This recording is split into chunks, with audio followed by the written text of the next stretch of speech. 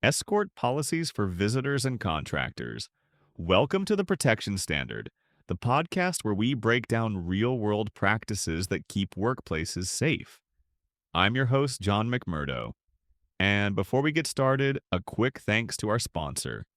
This podcast is brought to you by Dynamic Reactions, the international security comparison site. Today's focus: Escort policies for visitors and contractors. It might sound like a small detail, but it's one of the most effective controls you can put in place. Let's discuss why escort policies matter. Think about it. Every visitor, contractor, or vendor is an outsider in your facility. They might be friendly, they might be trusted, but they don't know your rules, your restricted zones, or your security culture. Without an escort, they could accidentally wander into sensitive areas or intentionally exploit the opportunity. We've seen incidents where unattended contractors photographed documents, plugged into unsecured ports, or even walked out with equipment. Escort policies reduce that risk. They make sure every visitor is supervised and they send a clear message.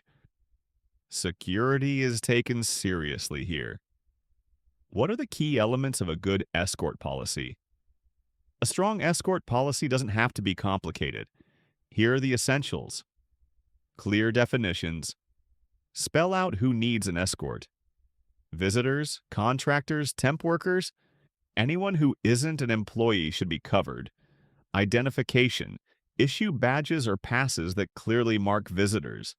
If someone's wandering without one, staff know to step in. Escort responsibility. Assign the escort to a specific host employee.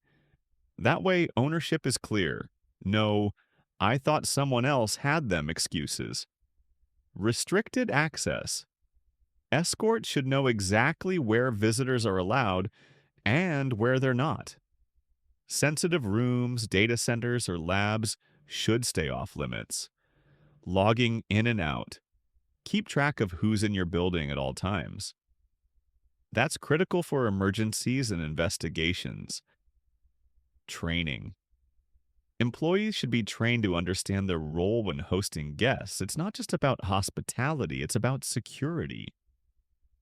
Of course, there are challenges. Contractors often push back, "I've been here before, I know my way around." Or staff may see escorting as a burden. The fix? Communication. Explain that the policy isn't about distrust. It's about consistency and safety. You don't know who else might be in the building, what sensitive projects are underway, or what risks are active that day. Technology can help too. Visitor management systems can streamline check-ins, automate badge printing, and send host notifications. That makes the process smoother and less disruptive. Today's quick case example. Here's a real example. A financial firm discovered that an HVAC contractor had left behind tools near a server room, and worse, had entered unescorted. Luckily, nothing happened, but the incident pushed leadership to tighten escort rules. The result? Fewer risks, clearer accountability, and more confidence across the workforce. Closing thought. Escort policies might feel like a formality, but in practice, they're a frontline defense. Clear rules, visible badges, and consistent enforcement all go a long way. That's all for today's episode of the Protection Standard. I'm John. Thanks for listening, and until next time, stay observant, stay secure.